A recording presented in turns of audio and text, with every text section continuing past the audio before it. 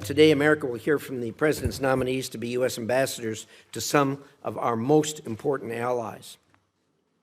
The threats we face from China, Russia, Iran, and North Korea are too big for anyone to face alone.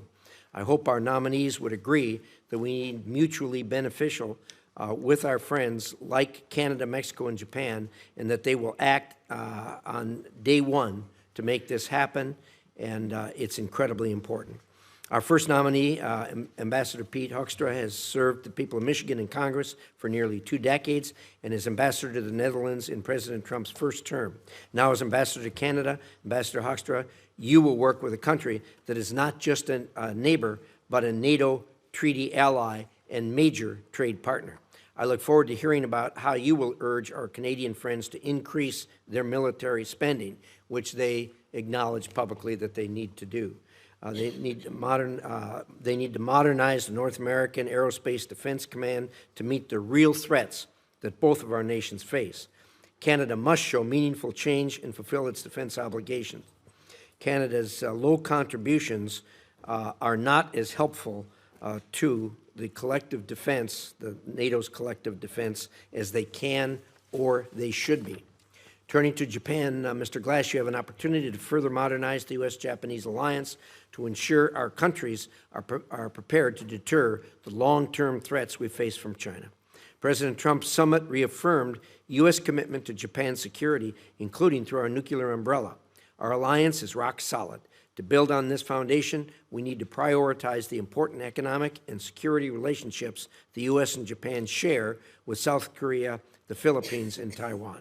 Japan is stepping up its defense capabilities. Its decision to develop counter-strike capabilities is a key example of this. But like all our allies, Japan must do more to bolster its defenses.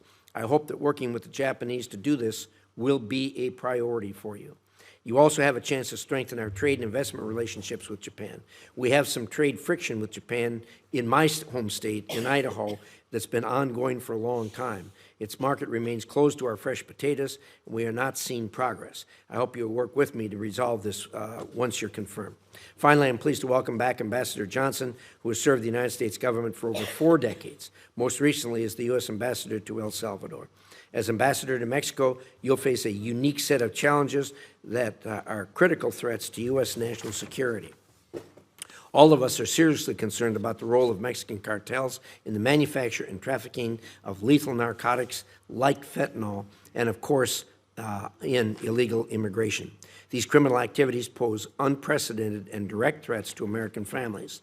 Every state in America is truly a border state. President Trump's designation of cartels as foreign terrorist organizations, his enforcement of security at the border, and the vigorous enforcement of U.S. immigration laws to protect domestic security is to be thanked for and praised. Thanks to these policies under President Trump, we are seeing historically low illegal immigration numbers for the first time in decades. Ambassador Johnson, I hope you will work with the Mexican government to further combat illegal immigration, put a stop to drug trafficking from Mexico, and promote peace and stability in the Western Hemisphere by encouraging Mexico to do more to counter China, Russia, and other malign countries.